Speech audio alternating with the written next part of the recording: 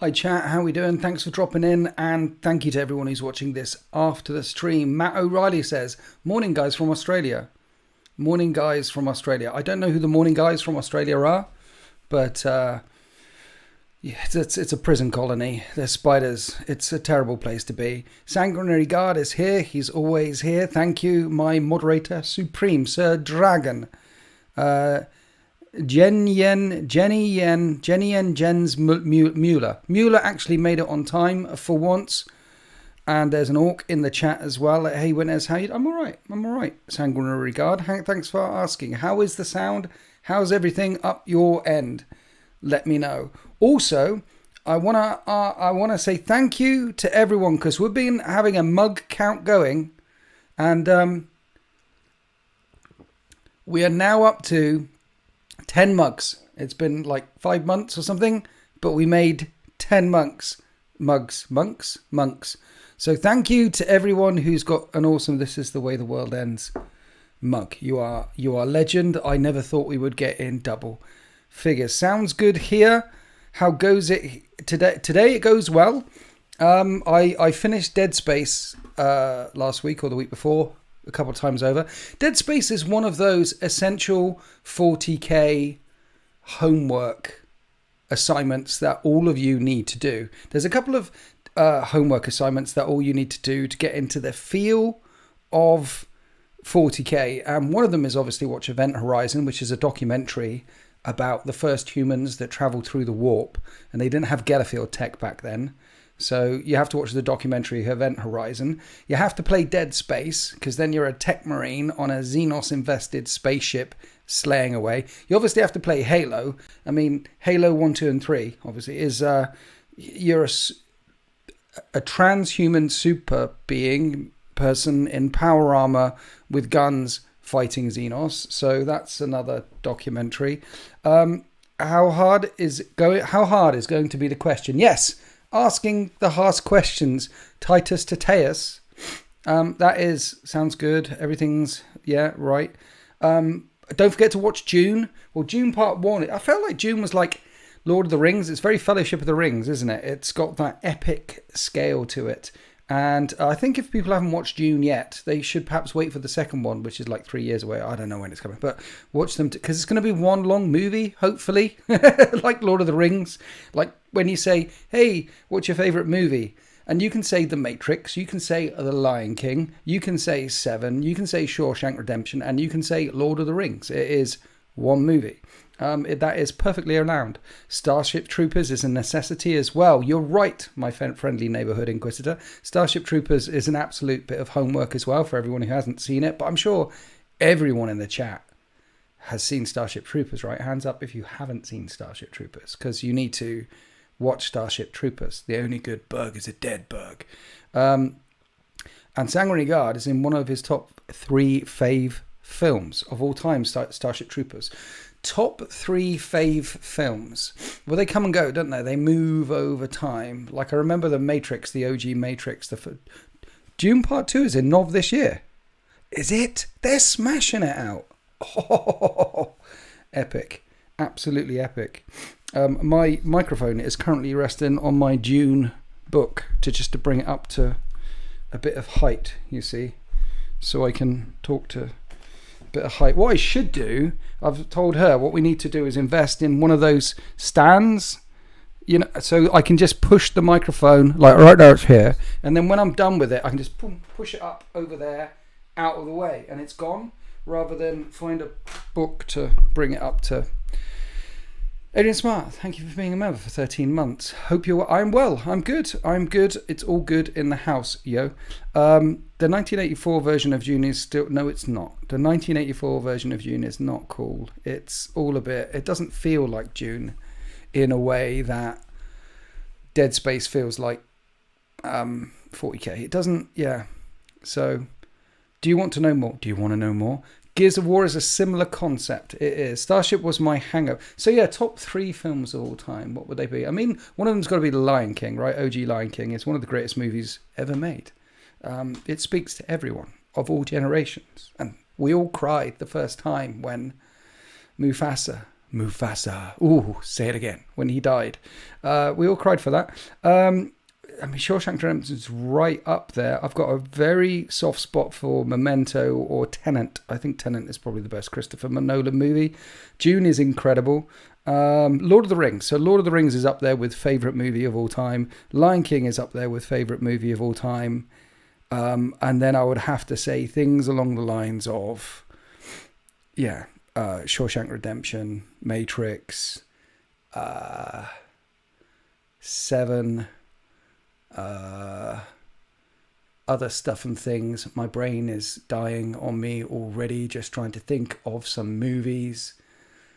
We'll stick with that. Top Gun, Starship Troopers, and Monty Python and the Holy Grail. Those are good. I wouldn't put Top Gun in my top 3. It's very popcorn. It's very awesome. It's very good. No Boogie Nights. No. Blade Runner, Alien for the win. Yeah, Aliens. Aliens is a fantastic movie. It stands up to the test of time, as does Alien. Blade Runner. Blade Runner's good, but it's got to get you in the right mood, right? It's got to catch you at the right time. I mean, I liked Blade Runner 2042. So long as you don't come to it expecting it to be a Blade Runner movie, so long as it is a Blade Runner movie, but it's a question about individuality, about life, about what it takes to be. Is his apartment, who's in love with him, the Google assistant walking around, forget her name, is she alive?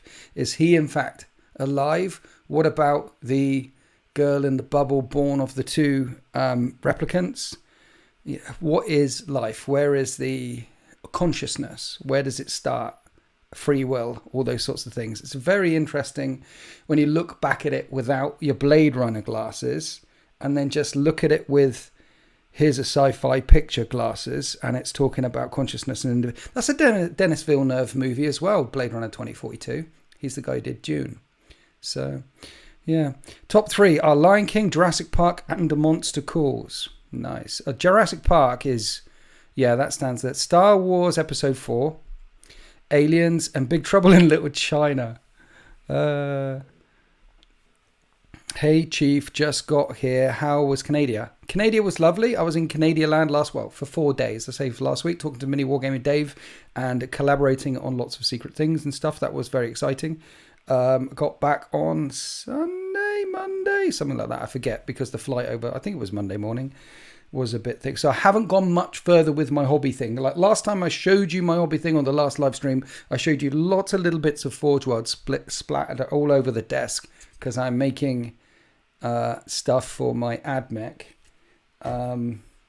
Here is one after base wash, but I need to obviously finish off that and make it pop. Not happy with the tracks at all on that one.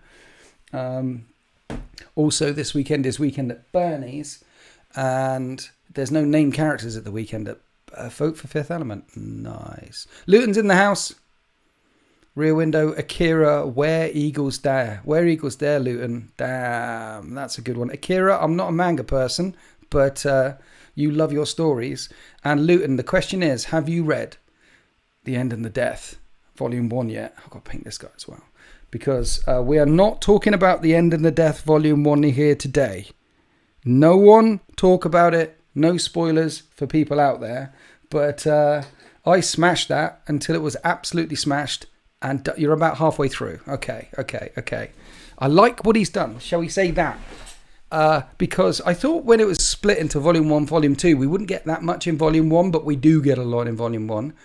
But it's okay because I don't believe spoilers exist in 40k.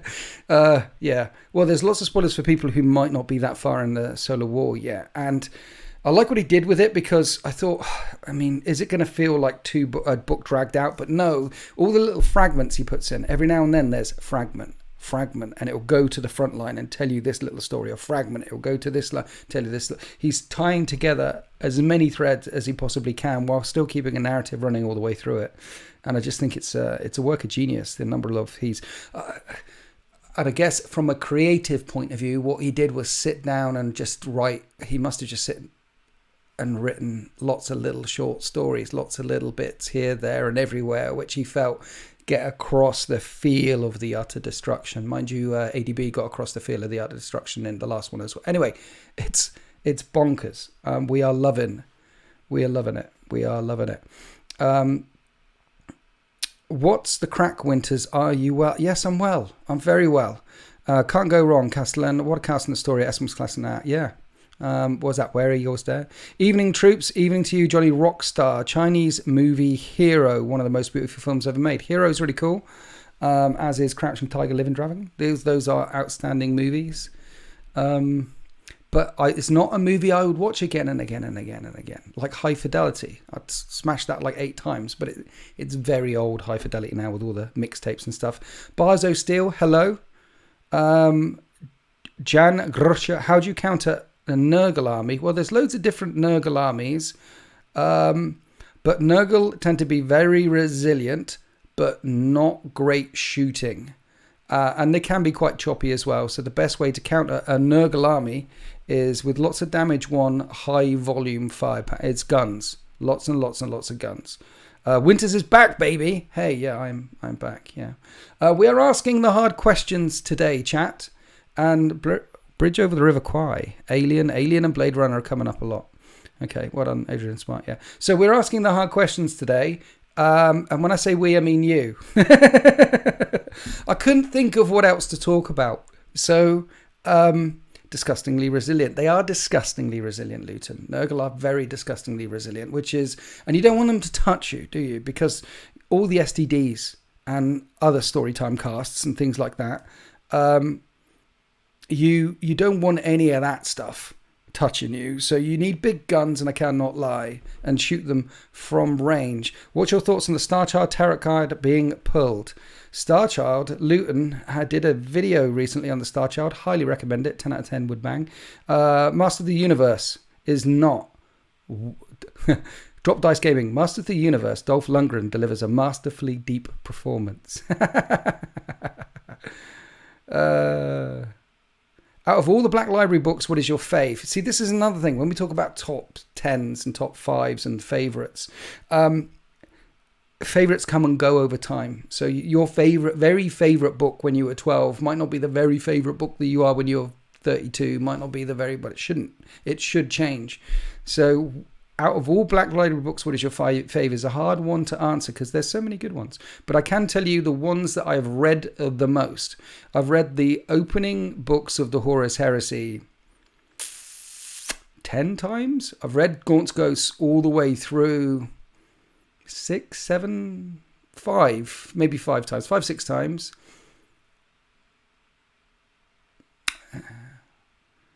Yeah, I'd say, the first books in Gaunt's Ghosts about a dozen times, but I've read it all the way through. Eisenhorn and Ravener I've smashed quite a few times. Night Lord's Trilogy I've smashed quite a few times. All the classics, you know. So what is my favourite out of that lot? The one with the guns in it. That's why you don't use favourite book, favourite movie for online security questions. Exactly, because it changes. STDs are bad. STCs are good. What do you think an STA does? I don't know what an STA does, Sanguinary Guard. What's your favourite book to understand the horror of facing tyrannids or orcs? I think the best book which got across the... So there's the Uriel Ventress series by Graham McNeil.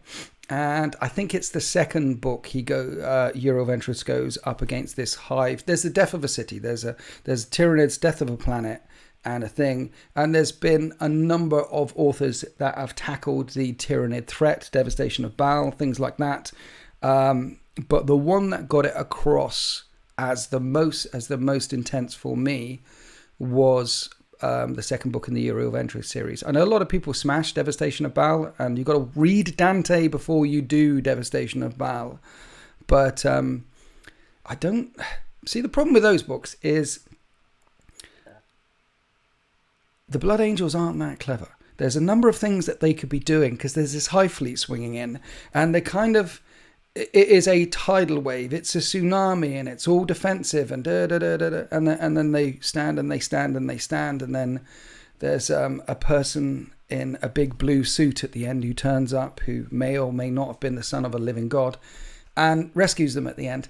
And I would have liked it if Dante had rescued himself, or if the Space Marines had done some nice... The mastery and the warfare and the 1,000-year plus experience of Dante didn't come over. And I was hoping for a bit more of that. Yeah, it's still a good book, but I don't like it when Space Marines are stupid or reactive rather than proactive. Some of the best written Space Marines, best written characters in 40k have agency in themselves, and they don't wait for the narrative to be set. They set the narrative. So, question: if Primarchs are coming back to 40k, what order would you say the remaining Primarchs will return? Viridian Shallows. So the next one coming back is the Lion. The one after that will be Fulgrim of the Emperor's Children, and then we'll have all four. We'll have Fulgrim, Angron, Mortarion, and Magnus. Those are coming back. So we're getting the Lion and Fulgrim. I think that's pretty much confirmed by now. There's Chapter Master Varric is making some nudges towards Corax. So he could be out there and floating around. They're all coming back. But in what order and how they return will not come down to the lore, and will not come down to anything other than GW release cycles. What they're releasing at what time. But pretty much most of them will be coming back over the next 10 years, I reckon. What orders will they return? Yeah, clearly we're going to get the bad guys first, which means the comeback from the good guys at the end is going to be glorious when we take over the... Give me Alfarius or give me death. Well, can he really die? The many heads of the Hydra. There isn't Alfarius. There are many Alfarii. GW reads Primarchs when the balance sheet is bad, so Lion won't be far off at the moment. Hi, Brapscallion. Welcome to the Shiz house, to the His house. GW release Primarchs when the balance sheet is bad, says Brapscallion, so Lion won't be far off ATM. GW release Primarchs when the balance sheet is bad. I don't know what you're saying, Brap, but thanks for jumping in. Smiling Maniac says, here's a hard question for you. Should the focus of 40k be on the big scale or on the little guy? Should the focus of 40k on the tabletop, big and little? There should be skirmish and bigger stuff. And in the lore, should it be on the big scale or the little guy? It should be on both. Both. You don't have to have one or other. It can be both. We need the big scale. We need the little scale. It's more personable when stories are told through the smaller scale, however. So both, all of it, all the time, everything, everywhere, all at once. I just got the 30k Corax. He's beautiful. He certainly is. I'm at Deliverance Lost in the listening to, because I've told you guys, I'm listening to the Horus Heresy on Audible for the first time, and I'm up to Corax Lost. The Khan must be coming back at some point. Yes, he will be. Corax, I imagine, would be one of the last. No shade on Raven Guard, but are they that popular? Raven Guard players, rebel. Stand up. Braxcallion's in. He's talking... Right, hopefully he can make more sense this time. Right. When the share price is down, they rush stuff out to get the sales up, so the shareholders are happy. Angron was meant to be for that. Absolutely, yeah. I do see that the Leagues of Otan and the... that was probably a break glass instead in case of emergency, because that codex was... well, it was a retconned even before people paid for it and had it in their hands. So that tells you how much...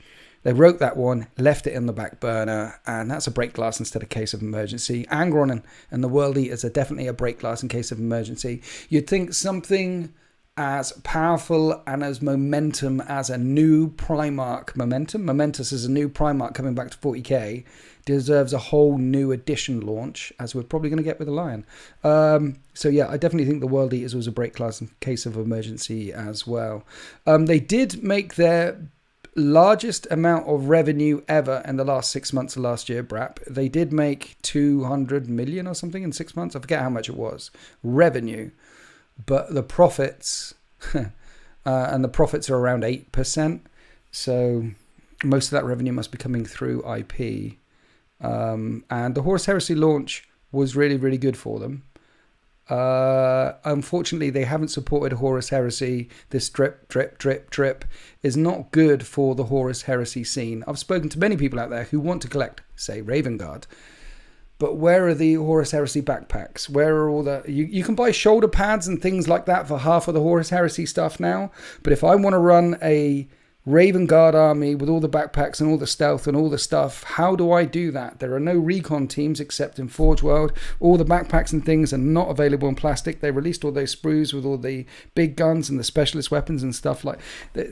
They need to get as much Legion specific stuff out as soon as possible, and then they can drip out a Sakaran, then they can drip out a Whirlwind, then they can drip out some of the extra the vehicles and the bits that we've got outside of Forge World are actually quite enough to muddle together a pretty good army.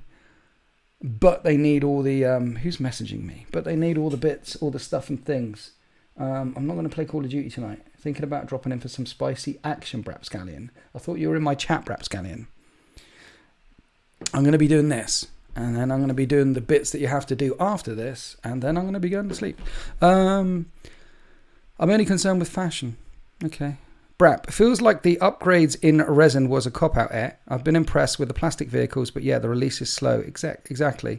When 10th comes in summer, it'll struggle. Horus Heresy is definitely always struggled behind 40k. It had a really good launch the first time round because you didn't need to learn a whole new rule system. 40k and Horus Heresy was the same rule system in 7th edition, so people could just pick it up and play with it, and it ran really well. This time around, it's a completely separate rule system, so they needed to support... So here's the thing, like AOS, right? So they launched AOS now for the first time, because for many people, the Horus Heresy 2 launch was Horus Heresy for the first time. Here's loads of plastic stuff. So if they released AOS for the first time, bam, and you couldn't get 75% of the faction-specific stuff that you need to make your faction look like your faction, then I think AOS would die. Or struggle a lot. And that's what's happening with Heresy. There was a big explosion at the start. Loads of people brought loads of the minis, particularly collectors and modelers. But people actually playing the game isn't as big as it could be because Games Workshop release schedule. 30k is at a great place right now, Jim Worthington. It is at a good place. It is a better edition than first, I believe. Though that's my humble opinion. There'll be some people who disagree with that. You can, and the game itself is fantastic. The lore is fantastic. It is in a good place right now, but it could be in a really big place. There could be a lot more battle reports about it. There could be a lot more. The thing about 30k is you need the stuff, everything's Space Marines, mainly Space Marines, not everything, but mainly Space Marines. So you need the stuff to make your Space Marines look like your Space Marines. And we're missing a lot of that stuff. Bobby Hooper, thank you for the Hopper. Thanks you for the first donation. I love you. He says, hit the like button. He doesn't just say it, he shouts it. Hit the like button! With 28 likes going. That's good. Chewy's in the chat as well. Hi, Chewy. What are we talking about? I was wandering off for a while. I've been saying for 6 months this will be the month of the spoilers, Assault Marines, ditch World Eaters for Dark Angels due to their tank variant. Okay, 30k is the best. I'm gaming tonight Black Legion or Black Templars. Black Legion or Black Templars? Well, Black Legion are better. They hit on 2s. Some people hit the like button. We had 6 people hit the like, 7 people hit the like button. Thank you for hitting the like button. Thank you, Bobby Hoffer, telling them to hit their like button. When did you think GW will pit Clone Fulgrim versus Traitor? No, I don't think they will pit a Clone Fulgrim versus a Traitor Fulgrim against each other now. Although 30k stuff will look really good in 40k, the 30k stuff does look really good. Did you finish Garrow? Yes, I did finish Garrow Knight of Grey Max Gregor. No spoilers. How do you feel about leaked 10th edition rules, as in Fewer Stratagems, for example? I think good. I need to do a video on it because people keep asking me about stuff and things about 10th edition, about what I would like to see. So I need to really do a video on it and just say, look, this is what I'd like to see. And one of the things that each game system needs to be as accessible as possible. The more accessible a game system is, the more people access it. So the more people are in the hobby. So anything they do with 10th edition rules to make the game more accessible, such as fewer stratagems, fewer relics, fewer this, is perfect. I like the World Eaters Codex very much, actually, because inside it, I read that book, and despite there being 2 sub-factions in here, and one is Codex Angron and the 8-bound, and the other one is Codex World Eaters, even though there's 2 different factions, you can read this and get... I was writing lists within an hour. Try and do that with an Admech Codex. I picked it up, I read it, I thought, oh, that's cool, I want to try that out, I want to try that one. So anything that makes the game more accessible, fantastic. The core rules need to be as accessible as possible. That doesn't mean the game doesn't have to be competitive, because in the missions, in the mission packs, you can make the game as complex as you want to. My example I always fall upon is Call of Duty. Call of Duty has a game. It has a base system in place. And with Call of Duty, you can play zombies, you can play multiplayer, you can play single player, you can play Warzone, you can play DMZ. It's the same engine, it's the same base system. But the complexity or simplicity of the different missions, the different ways of playing, goes up or down depending on the different way of playing. 40k can have a similar thing. 40k should have a similar thing. It needs to be as accessible as it can be, like Call of Duty, so that little Timmy can play it. After he walks around town, he moves to a new town, and he's walking around the new town from a little village, from his hobbit hole in the country, and he goes to the big new town, and he's walking around town with his parents, and he sees Warhammer with the big space marine, and he looks, and he goes inside, and he goes, oh, I want the things, I want the thing there, and I want the thing there, and the thing there, and then he plays 40k because it's very accessible. And complexity for tournament play, match play with primaries and secondaries and tertiaries and actions. You can have that all in there and it's still the same rule set. So it can be as complex as it needs to be to keep the tournament people happy, because there needs to be a scale of points from not a lot of points to quite a good amount of points to all the points. And to get those points, to get the points, you need to complete the mission. And play the mission, and there needs to be enough variety in there to make sure that out of 10,000 people playing, 9,000 people don't get 90 points all the time, 90 points all the time, 90 points all the time, because that you might as well not have that complexity in point system. You need it to be complex enough to spread the points across the up and down.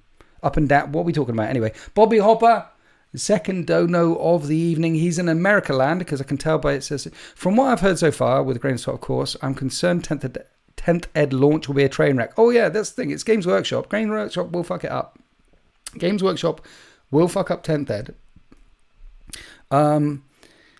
They always fuck up something in an edition, right? Every single edition, it has either something wrong with it, or something less popular with it, or something's not quite right, and that's because a bunch of us are gamers and we want certain things a certain way, and then there's a bunch of gamers who are competitive gamers, then there's a bunch of gamers who are casual gamers, so they all want a different thing. So it doesn't matter which angle you come at a new edition, it can't be all things for all people, so they'll fuck it up in some way. They might actually screw up the launch itself, and when models are released, at what point, and how they go about doing it, and blah. Here's what they need to do, Bobby Hopper. This is what they need to do to make 10th edition a success. So they've got the Arcs of Omen. They build all that up, all the Arcs of Omen stuff. We're all very excited. Angron turns up, the Lion turns up, explosions, disaster, cats and dogs living with each other, end of the world stuff, and then drum roll into 10th edition. And in the drum roll to 10th edition, instead of letting content creators know about it exactly the same time as you guys know about it, they could get some content creators together on a super NDA, which lasts only a couple of months, for example, and make content in advance. So it's not just the Games Workshop leaking stuff and Warhammer Plus leaking stuff, but there's official leaks with a nudge. I mean, get Luton involved in some of the lore and get him some beautiful lore stuff that he can leak and he can talk about. Get myself Tabletop Tactics, Tabletop Titans, mini wargaming, get them to do some games with it, and basically get the community involved in the launch so that the interwebs get saturated, not at the time, but not at, here's it launch, and then because what happens is it launches and no one's ready and no one's read it and no one's done this, and we might have had a couple of weeks heads up, but it's all a bit of a shit show when it comes around to an edition launch. So they could smooth out that process to maximize the amount of content that there is online for the launch. If they launch, here's another one, they don't make it a train wreck. So they do that. They launch with the Lion. So he's front and center, and OMG, a new Primarch is back. They launch with a number of different ways to play. So it's accessible, and there's a number of different ways. And no way to play is more official than another way to play. So a tournament competitive way to play is one way to play. And competitive Tempest or Maelstrom is another way to play. And Maelstrom could be a narrative version, and in narrative you could have attack and defend missions. In narrative you can have planet strike missions. In narrative you can have crusade type missions. There's no, because that's the problem with 9th edition. There is the match play, and then there is the narrative play, and the match play is that all that you see in the main rulebook and the seasonal launches, and the narrative, as far as Games Workshop was concerned, as narrative is only crusade, and that's not the case. There's lots of things to do with narrative. So they get loads of content creators making loads of content. They launch with the Lion and have lots of different ways to play. And then they release Emperor's Children within 6 months with another Primarch. If they do that, and there's a big lore change, there's something significant that happens that has lasting consequences as well. So if they do that with the launch of 10th edition, so Primarch and then another Primarch coming really soon, and all the other bits I just mentioned, all the other stuff and things, then it would perhaps help prevent it being a complete butthurt. Luton says it would be nice, but it would never happen. Exactly. It would be nice if they gave content creators a heads up. Imagine if they gave someone who plays the game a patrol level size. I mean, imagine if I went up there and I was able to film at Games Workshop and they could see the video beforehand and it's ready to launch on the channel like a week before, or a month, they could do that. And imagine if they gave to Luton, here's a confirmed piece of lore that is gonna happen and gonna change, and sign the super NDA so you can't talk about it for a couple of months, but after that, and at this date, boom, and then with a little nugget of knowledge, this MacGuffin does the thing, and then the pineapples fall, and the pineapples have got bombs on, and they blow up the planet, and the sharks escape, and Luton's got this bit of knowledge, and he's thinking, pineapples? Sharks? What the hell is this? But he writes like, okay, so there's going to be space pineapple, and he does a lore video, and it's an hour. OMG, would be wetting our pants with that. New models as well. Give some of the new models to the Brad Pitts and Leonardo DiCaprios out there, the beautiful painters, and let them say, and here's the thing. Here's my question, Winters. Even if they say, okay, that here are two versions, core version and then competitive match play. Yeah, they can't do that. They can't bring two versions of Warhammer 40k. There needs to be a version of Warhammer 40k, and the different ways to play, the different mission packs are how you play those rules. So you could have a narrative way to play, which is, we're going to play this attack defend mission. You just hold out for as long as possible and boom, boom. And then in the match play version, it's a completely different mission with primaries, secondaries, tertiaries, actions. And there might be some very specific stratagems that you can use in match play, and there might be some bespoke stratagems that you use in an attack and defend mission. So, for example, the attacker might have access to aerial bombardment strat, and the defender might have access to defensive line strats. And that's it. It's still the same rule set, but the mission packs are different. Open play is basically this, open play everyone ignores. And they also need to talk about open play more. Open play needs to have a page, and open play is use points, bring what you want. It's for Timmy. It's for people who are new to the game. You can bring your Dreadnought with your tank, with your Eldar against whatever else is on the opposite side of the table. You bring whatever you want. Don't worry about codexes. Don't worry about force org. It's about data sheets. Open play should be about power levels and data sheets. And there should be a mission where you just kill each other, a mission where you fight over a couple of objectives, and a couple more missions in the main rule book. And that's it. Open play. I mean, I think they've screwed themselves with the definition open play, narrative play, competitive play, match play. It needs to be, open play needs to be beginners, something like that. Not beginners. What would you call open play? Newbies delight. It should be, open play is, maybe it's the way we play openly with each other. Anyway, not casual play. Well, I think narrative play should be redecided. I don't like the idea of that. It should be casual. I like, instead of open narrative matched, there should be Little Timmy, casual, competitive. That's in my opinion. John Nobles, thank you for your donation. Love you, Winters. Here's a hard question. If you had to remove one stat off the stat line of 40k units, which would you remove? If I had to remove one. I had a problem with initiative going, and I think invulnerable saves should be in the stat line. I would add one back in. There's my answer. Don't take anything away. Add one back in. In all the data sheets and all the things, it says Iron Halo is a 4-up invulnerable save. Demon save has a...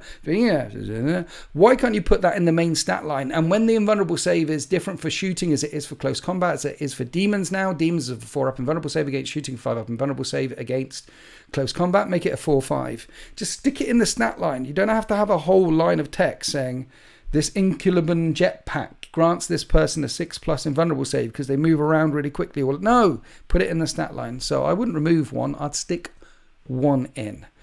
I lost Luton. He was up there. What Luton? Why is my mouse not mousing? Oh, it's on this one. What else did you say, Luton? That's what he said. Okay, cool. I thought we caught up. Just what Luton... Oh, yeah, right. Where are we? Let's go down. Luton's back. Oh, yeah. Also, 10th edition. I would like Terminators to go back to a 3+ save on 2d6. Luton, you're so old school. You want to go back to a 3-up save on 2 dice. Yeah. I would like... mortal wounds needs to be capped a bit, doesn't it? Or feel no pains needs to be more ubiquitous. More things just need a feel no pain. Say Terminator said they've got 3 wounds finally, but say they just had a natural 5+ feel no pain all the time, and the Death Guard ones had a natural 4+ feel no pain. Say feel no pain just became more of a thing. So you save twice. You might wound how you wound, but then you have a save and a save. And most things that are tough, like tanks and Terminators and Gravis, have a save then a save, have a save then a feel no pain. And things that are weak, or not weak, but you know what I mean, not as weak, not as tough as a tank or a Terminator, like Guardsmen and Squats and Grots and people not in Terminator armor, they just have their armor save or just their invulnerable save. But tough things could have a save and a save. That would help it out. Vortex grenades are not coming back, Luton. Vortex grenades were crazy, watching them bounce all around all over. It touches the vortex grenade. Mind you, vortex grenades would be cool. And they could sell vortex grenade templates. And then they could... Well, they've got it in AOS, haven't they? They've got living spells. Spells that linger and rampage around the battlefield. They could do that in 40k with vortex grenades and a couple of other bits that happen and continue to affect the battlefield. I like it. Yeah. Everything is too destructive. I'd like 10th to dial down the carnage, says Simbered. Yes, everything can be. I don't know. I mean, I played a game of Horus Heresy yesterday, and I had 2 units and 3 models left. Horus Heresy can be really destructive. Sometimes you play Heresy and you realise that it's much more destructive than 40k, and I quite like that. It needs to be less one-sided sometimes. Sometimes 40... Where's my thing? My thing is... Are we still here? Is everyone here? Hands up if you're still here. Something flickered.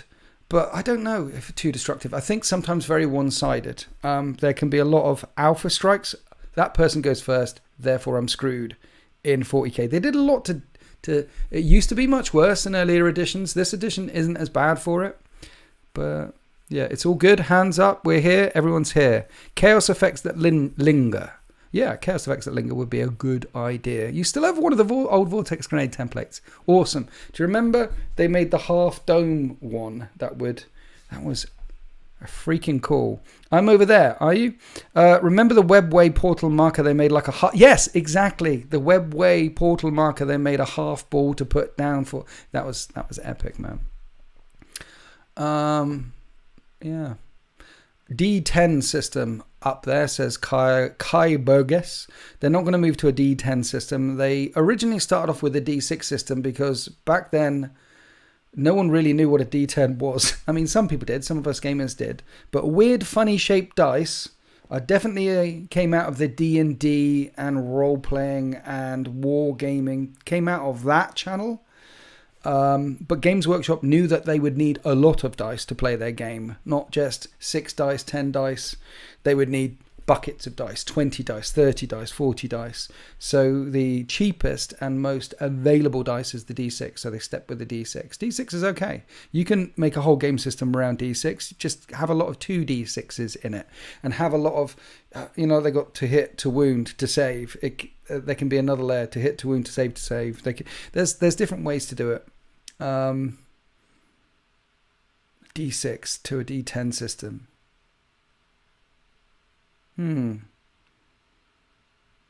Well, I do know that the Veil Touched and the Dark Potential series that Mini Wargaming Dave is releasing is a D10 system, so D8s are the best. I mean, D10s are cool. I love D10s. Everyone remember Vampire the Masquerade back in the day? White Wolf roleplay? Too many factions and too many ridiculous factions like Custodians and Knights. A lot of factions should be streamlined as well, says Grandmaster Alfarius. Too many factions and too many ridiculous factions. Yeah, well, what they could do is they could do, again, an AOS thing where they have order, chaos, and something. You could do the same thing, right? You could have Imperium and Xenos and Chaos. Mind you, that's what we have. How would you... the factions? I mean, I guess it's just a matter of time before 40k get to a point where there are core factions and there are sub-factions. No, we're there already. Where there are the core poster boys of the game, 10 or 15 main things, and then there's a bunch of other smaller armies which are not sub-factions, which you can get codexes for, and you can start playing them as well if you want to. So, I mean, imagine if we had Codex Mercenaries, Codex Crute, Codex Blur. You have those. That would be great. You can eliminate a lot of the rerolls with more dice granular. Yes, you can. Other dice worked in Second Ed where games were much smaller, though took just as long. Yeah, Second Ed, the games were very small. Took a very long time because there were 1,000 rules. Second Ed and First Ed were more like, they were RPGs that became war games. Bobby Hopper is saying hit the like button. He's screaming hit the like button one more time. We've got up to 82 likes, 83 likes. See, Bob, just keep shouting it, Bobby. People are listening. Am I the only one who loves the complexity and depth of 40k? It doesn't need streamlined, it needs even more. No, you're not the only one who loves the complexity and depth of 40k. There's loads of people who love the complexity and depth of 40k. And if you want a deeper and more complex core rule system, then you can go to Horus Heresy. Horus Heresy, the 40k core rules is quite simple, but the depth and complexity comes from the codexes, with everyone's got their own relics, their own strats, their own interplays, their own stuff. So you've got a simple rule system, a massive codex is sat on top. Horus Heresy do it the other way around. There's loads of depth and complexity in the rule system, and the codexes are tiny. I mean, for example, there are 9 codexes in this book. It's not 9 separate books. There are 9 in there. So there's loads of people who like the extra complexity and extra stuff and things. I don't think... See, let's say Warhammer 40k right now has 1 million rules. You could make Warhammer 40k have 1 billion rules if you want to. 1 billion rules interactions instead of 1 million rules interactions. Or you can cut it down to 500,000 rules interactions. The more rules interactions you have, the less accessible your product is, if people are going to buy that product to play with it. So it's not my opinion on... I mean, am I the only one who loves the complexity and depth of 40k? It doesn't need to be streamlined. It needs even more. See, I prefer the Horus Heresy rule system to the 40k rule system. So I agree with you. I like the complexity and depth of 40k, and I like the fact that they've got even more in Horus Heresy with blinding, pinning, falling back, sweeping advances, all these things that happen to your army, and you're like, okay, that's that whole unit wiped out. Love it. So I agree with you on that. But my personal feelings aside, it is better for the hobby if the rules are accessible as they possibly can be, and the rules don't have 1 billion interactions in or 1 million interactions in. It is better for the gaming hobby that they have, I wouldn't say as little rules as they possibly... It's better for the gaming space, for the gaming hobby, if the game is less complex. And more complex, again, back to computer games. The most accessible computer games are the ones that get... If you have a really complex computer game, mind you, World of Warcraft is a really complex system, and there's loads of people who play that. Okay, ignore the... It's going to be easier to get into if there's less rules. And then the complexity in the interactions, as I said, you can bring in at the mission pack. So here's your core rules, here's your core rules. However, for this mission pack in this tournament, you need to do actions. There's separate stratagems that you can only use. There are separate... You can add complexity at the mission level. You don't need to introduce it at the core level. Luton wants less penalty for taking allied forces. So do I. I think there should be, again, Horus Heresy. In 40k, is it in the front? So in Heresy, there's an allied chart. This is, you pick your army, you pick the other army, see, yeah. In the core rulebook in 40k, there should be an allies chart. Is it okay if the Eldar ally with Tyranids? And again, you don't need the allies chart in the open play bit. Let them whatever. But in the other bit, there's an allies chart, and it says, yeah, I can't. There shouldn't be any penalty. So demons, the new demon codex is a good example. You can take 25% of demons with any chaos force. So anyone out there who plays Thousand Suns, Death Guard, World Eaters, Word Bearers, whatever it is, whatever chaos force tickles your boat right now, you're living off 75% of your codex. There is another codex out there called Chaos Demons, and you can bring 25% of that in any chaos force without it affecting your force whatsoever. And that is a good thing. That offers up more variety, more accessibility, more different ways to play for people. So you need as many different ways to play. It needs to be as accessible as possible. And if people want to play with their minis, so I've got this force with 25% of that attached on top, or however you want to do the ally system, maybe it allows 3 different, maybe it allows this force and this force and this force to work together. But anything that you can do to provide as many different ways of playing your accessible system means more people will play it. Means the system's more accessible, more people will play it. It just makes sense to me. Restricting allies in the matched competitive thing is definitely a way to go. So for open play, narrative play, fine. But yeah, maybe at a tournament level setting, there should be no allies. Maybe. I don't know. The Hobo, thank you for being a 2-monthly mentor. Support Winters people and High Winters. Yes, okay, support me people and High Winters. Thank you, The Hobo. Thank you for being a tier 3 member for 2 months. Thank you for the 113 likes in the stream. And if anyone wants loads of additional content from me, then become a tier 3 channel member. That unlocks all the videos I make. It's about 2/3 more. And you get access to the Discord, and you get the custom badges and emojis and things like that. Tier 1 is the badges and the emojis. Tier 2 is my Discord. Tier 3 is all the extra videos. I'm thinking of people want to... I'm thinking of tier 4, because I've been told twice now, like, how can I give you more money? I'm like, don't give me any more money. Have you seen the cost of living these days? It's ridiculous. No, but I want to give you some more money, which is nice to hear it. People are saying, well, can't you have a higher level with 0 rewards in it, and just so I can give you more money? And I'm like, no, because you can't do... In the YouTube, you have to provide something with the extra thing. Otherwise, it doesn't let you do it. And I do have a patron, but I think I might unlock that in the end. Anyway, where are we? Would like to see more Sisters of Battle on the channel. I would like to see more Sisters of Battle on the channel too. Do you know anyone who's currently got Sisters of Battle who's in my area and is still playing with them? Because there's some people who stopped playing 40k recently because it's shite. It's not shite. It's just... It's shiter than it was at the start of 8th. It's complex. It is... See, what I do is I basically stopped playing Custodes and Tyranids and Orcs and Admech. I stopped playing the armies that I thought made my opponents feel shite.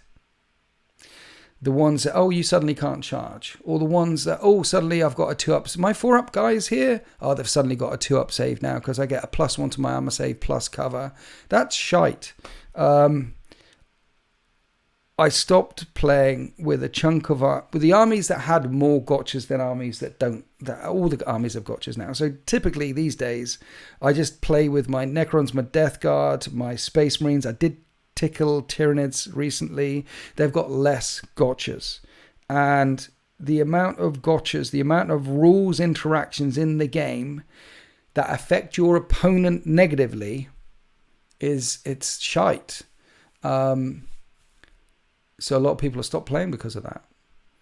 Any bonuses and rules interactions, here's a thing that you should do as a games designer. One is don't add. Whenever possible, don't add. Remove. The best, I mean, what's that Tesla quote? The best part is 0 part. So the best part on a car is that is not on the car to begin with. It's all about getting it down to the core. Anyway, what the hell was I on about? Stop playing all the armies and stop doing this and focus on the thing. And then the other thing is coming the other way. The two things meet in the middle, and money, 2 tribes and war. I don't know what I was talking about. But basically, yeah, I don't know. I'm gone. Grandmaster Alpha Aries has upgraded their membership to tier 3. Thank you, Grandmaster Alpha Aries. That will unlock all the chunks of extra videos. In between this, see, like, for example, like last Sunday came out a battle report. But since then... Not last Sunday, the Sunday before came out Battle Report on Tuesday. But since then, we've had a Horus Heresy Battle Report and a Slaughter Bowl for members and DZTV supporters. I will be in your area July time with my Heresy Death Guard army. Will you, the hobo? Well, you're a tier 3. Hit me up on the Discord. And if you are in my AO, we'll see if we can sort something out. Hi, mate. I love your Space Marine colour scheme. So do I. You can't get it anymore, though, because that the paint range changed. DG are dope. Yes, they are. Have people moved to other game systems, or have they simply stopped hobbying in your area? It's not about my area, John, because I could say, yeah, they stopped hobbying in my area, but I find myself in a very privileged position where I am in contact with a couple of thousand people all the time, if I want to be, and people hit me up for games all the time, and I talk to other content creators all the time. So I can I know quite factually that there are a number of people, I don't know what the percentage is, but there is a percentage of people who did play 40k who have stopped. And there is a percentage of people who have moved to other game systems instead. AOS has had quite a bit of a resurgence, quite a bit of a push since 3rd edition AOS and people stopping playing 40k. And also you can go to Warhammer World and see it yourself. You can go to any local gaming store and see it yourself. If you've been in the hobby long enough, you'll remember how crazy it was and how impossible it was to get a table in the first 2 years of 8th edition compared to now. So there are people out there that have stopped or have moved to other game systems because the game isn't as accessible as it used to be. Money is also a part of that accessibility as well. They need to watch how high they put their prices, and they also need to watch the release schedule. Too much all the time is less accessible, right? Is less accessible. And I believe they heard the message. I mean, in the Arcs of Omen releases, they're not releasing loads of additional extra rules. They're releasing boarding actions, but do you remember when Psychic Awakening came out? Do you remember the Octavia system when all that stuff came out? There was just more rules. Do you want some more rules on top of your rules? Here's some more rules on top of your rules. And before we had it, before we knew it, we were drowning in rules. What are your thoughts on all the 10th edition rumours, says CAC. Thank you for your donation from America. What are your thoughts on all the 10th edition rumours? I already spoke about 10th edition a bit earlier, but what are my thoughts on them? What I've heard so far, which is that there'll be more of a distinction between narrative play and match play. I like that idea. Some of the rules and the rumours that I've heard are clearly false. Some of them are just simply wish fulfillment, and pulling out which ones might actually be the true ones in amongst the wish fulfillment is a task that I just know. So what do I think? I think that in the run-up to 10th edition, they're making the right noises, and that it isn't Psychic Awakening 2.0 or Octavius 2.0, so they're clearly listening. With the amount of rules that they're dumping out there and the amount of pay to win that they're dumping out there is really tailed off. So I think they're trying to make the game, and the rumors seem to be that they're trying to make the game more accessible with more ways to play, which is what everyone wants. It wants to be accessible with more ways to play. So people are playing it more. And so those rumors sound good to me. Take a nice holiday and come to Kiwiland. I'll give you a good few games with my glorious Dark Angels. Well, thank you very much, Grandmaster Alfarius. I'm not going all the way to New Zealand to play against Dark Angels, but thank you for your invite. More Craft World and Dark Eldar games would be nice.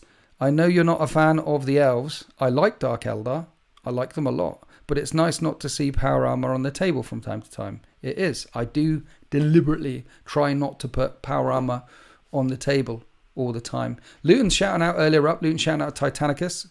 And I absolutely agree. Titanicus is a simple game but creates lots of exciting moments, awesome minis, lots of choice. It's great. Yeah, Titanicus is a very simple game system because you're only playing with... One of the reasons why it's a simple game system is because you're only playing with 5 or 6 units. You might play with a lot more if you've got knights and things, but it's a skirmish level game. It's at this level, and you can play it quite quickly.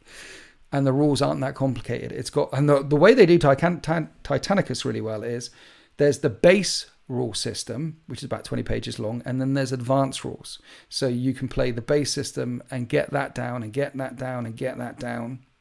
And then once you're okay with that, then you can add on the advanced rules, like when you're the machine spirit and the titan doesn't want to shoot that thing and instead shoots that thing over there. Because as it heats up, as the reactor, as it gets weaker, as it does more things, the titan, the mind and the machine might rebel. And obviously you don't want those things happening to someone earlier in the game. And also, it's not a thing that your opponent is doing to you. It's not one of these gotcha things. This is part of the rule system, and this happens when you overtax your titan.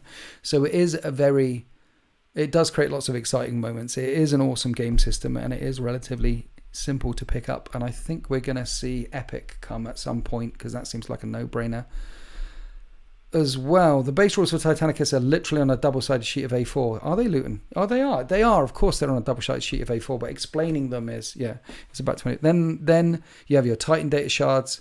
Bam. It is beautiful. The reason why I didn't film too much Titanicus is because I'm trying to film 3 things. It's because I'm trying to film what's on the tabletop and narrate it. But you're also trying to capture your opponent and get a sense of the fun, the enjoyment of the game, but you're also with the camera looking at the Titan data sheets as well. So you're going between that 3-way mechanic of filming a Titanicus battle report. I found very difficult. It's difficult, it's disjointing to film. But what I need, Luton, is I need someone who's played a lot of Titanicus. Someone who's got the rules down. Someone so that when I'm filming and narrating and going to the data sheets and going here and going there and trying to create the best battle report I can, the best bit of content I can pick me up on all the rules mistakes that I make along the way and say, no, that's wrong, we need to do this and we need to do... Someone who can keep me on the straight and narrow as far as the rules are concerned, help me with the rules as far as the rules are concerned when I'm filming that game of Titanicus. And then the process would be easier, and then I'll be able to make a better visual. And lol, says Luton, I see where this is going. Do you? Do you know anyone, Luton, who might have much experience with Titanicus, who's got a Titanicus army and would like to play Titanicus and doesn't necessarily have to have the camera on them? And then we can make beautiful content babies together. John Noble says, make it happen, please. Team up, says David Roberts. I like how he starts looking directly at the camera. Luton on DZTV went, I don't know. I need to paint more of my units first. I've seen your units, Luton. You're painting a shite load of stuff. You've got enough. I mean, next door, I've got... 1 minute.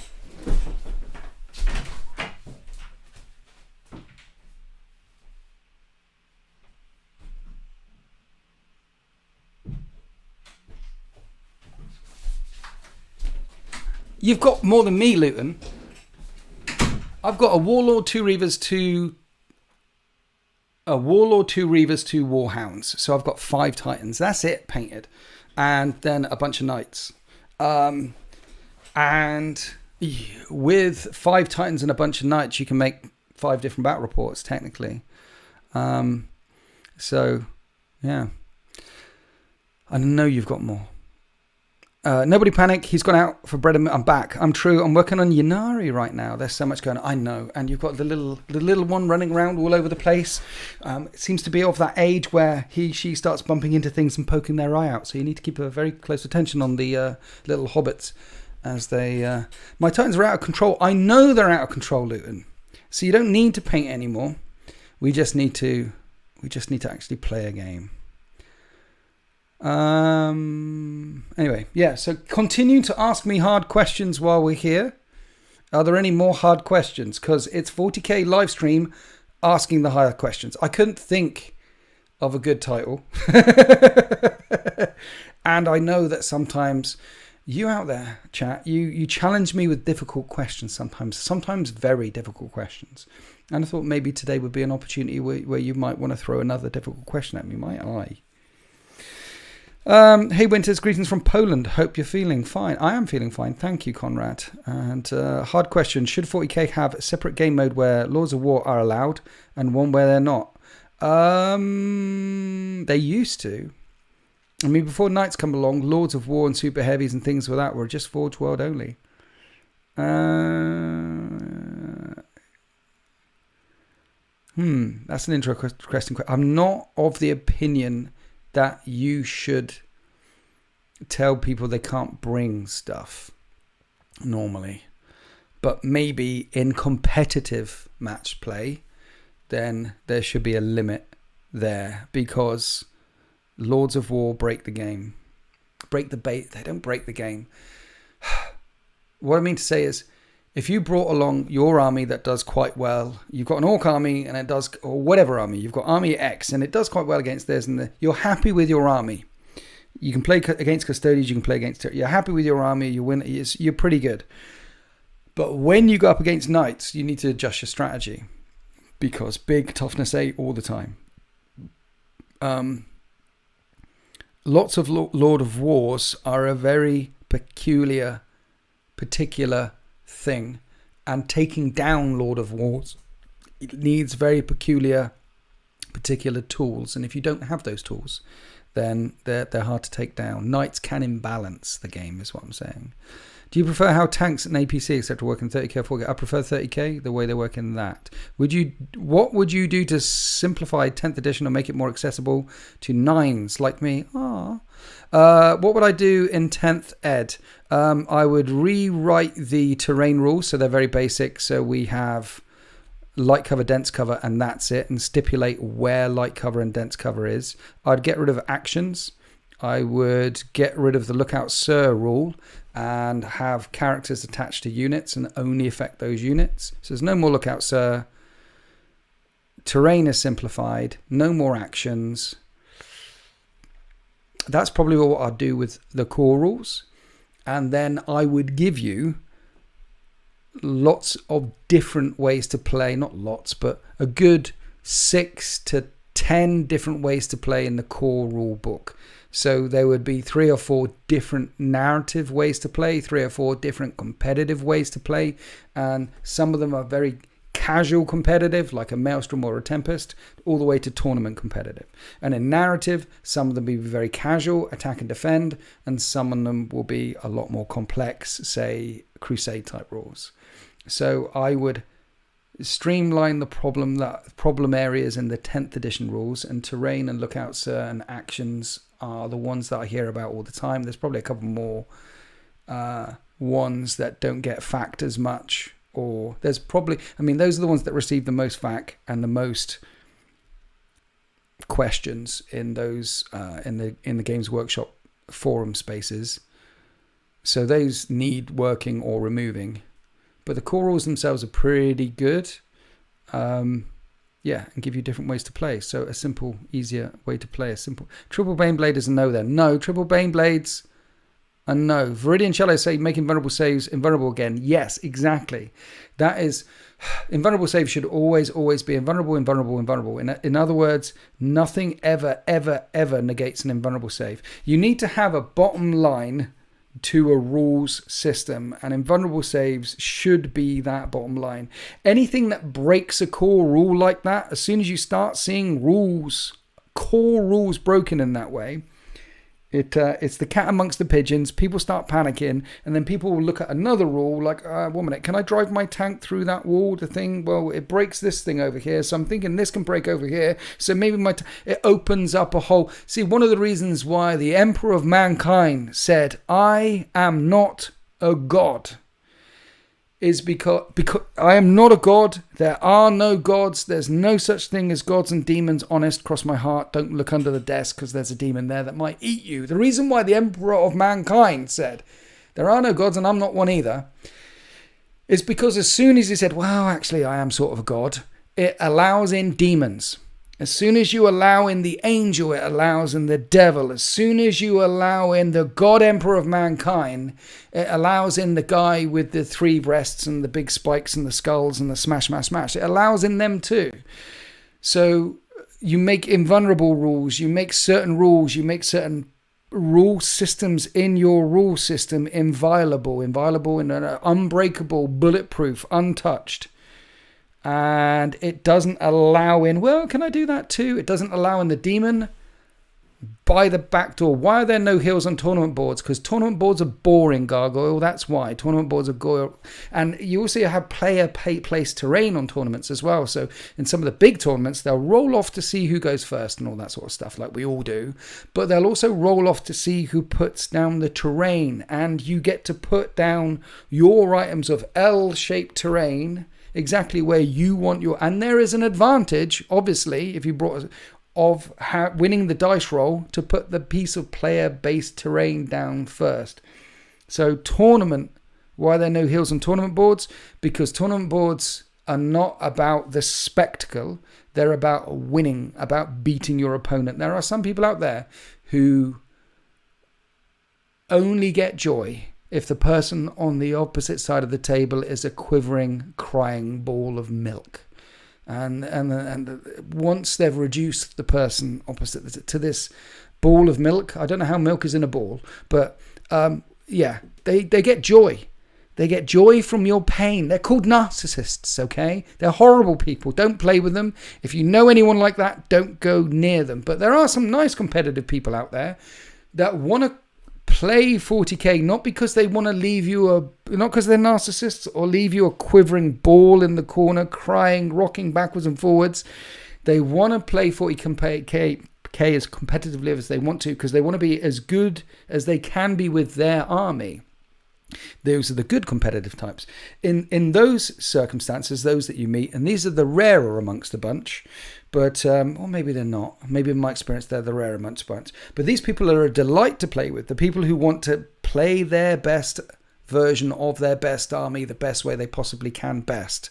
That's another best in there.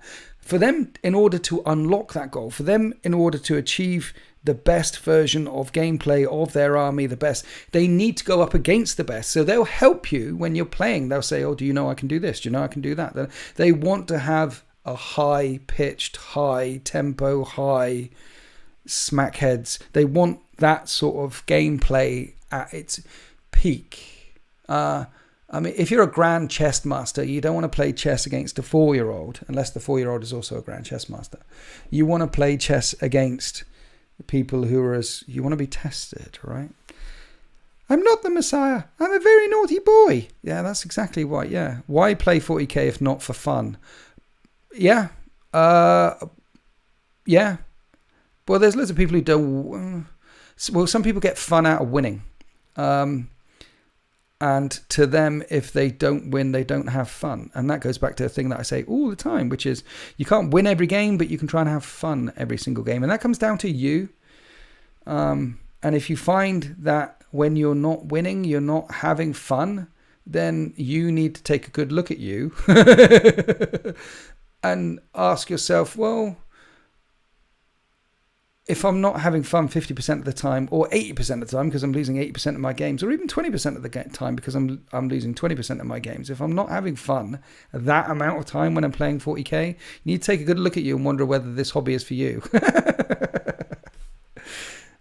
Or take a good look at yourself and think, right, how can I make this fun? Whether I win, lose, or draw, how can I make this fun? Here's one thing, even if you're losing, put in your head, right, what I'm going to do instead is my hero is going to slay your hero. That's going to be my victory for the condition for this game. Or I'm losing, I'm bad, he's sweeping across the board. And I do in battle reports sometimes, like, but what this force is getting swept, what they're trying to do now, they're getting swept across the borders, and I'm losing the game and it's going badly, but can they make it out of the city in time? And I'll narrate that thing instead, like, and we're losing this and this and this.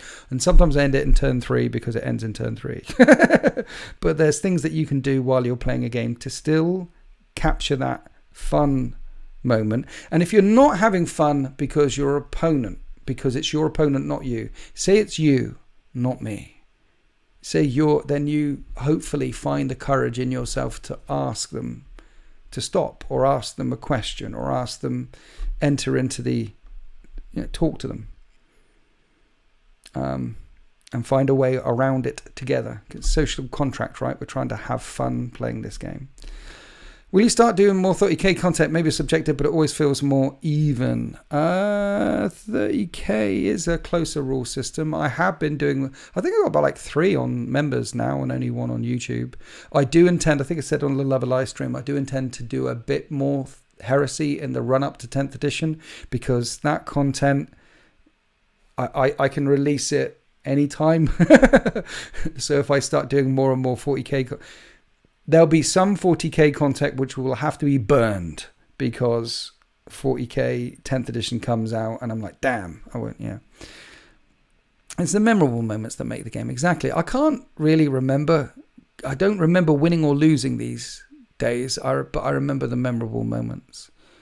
I get fun from attempting to win. Winning is like the desert. Yeah, some people like that. It's fine. If you always lose, it's harder to have fun. Why? I mean, no, actually, won't it? I get fun from attempting to win. Winning is like so winning is like the dessert. You get fun from attempting. It's the dessert on top. It's the cherry on the cake. Absolutely. That's good. So long as you're ensuring that your opponent is having as much fun as possible. Like, if we are playing a game and we're making sure that our opponent is having as much fun as possible, and by we I mean everyone who's here and everyone who's watching this, if you go to a game thinking, okay, I'll try and make sure my opponent has fun, and tell them that you're going to do that beforehand, then 9 times out of 10 they'll reciprocate.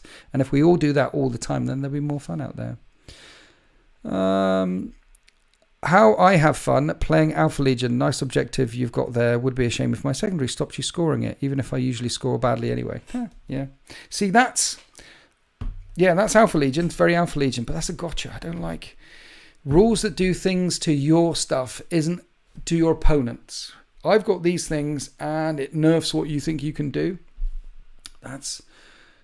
That isn't good rules writing as far as I'm concerned.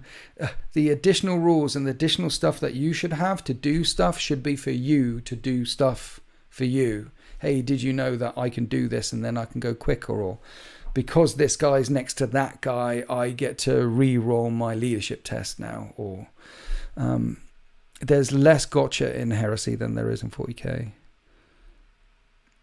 You get the fun from list building or being silly or fluffy. I get fun from being silly or fluffy. That's me down. Mike Bond 14 said, Winter's SEO, absolutely correct. Agreed. I have no idea what you're talking about, but I like the sentiment. I warn people program all the time. What? I warn people pre-game all the time, Winter. Sanguinary Guard. Okay, cool. Good. Yes, if you've got any gotcha things, always tell people. Yeah, I mean, that's what we do, right? But that's the problem with playing all those armies that I mentioned that I stopped playing. It's because I found myself all the time saying, and I can do this, and I can do that. And I can do.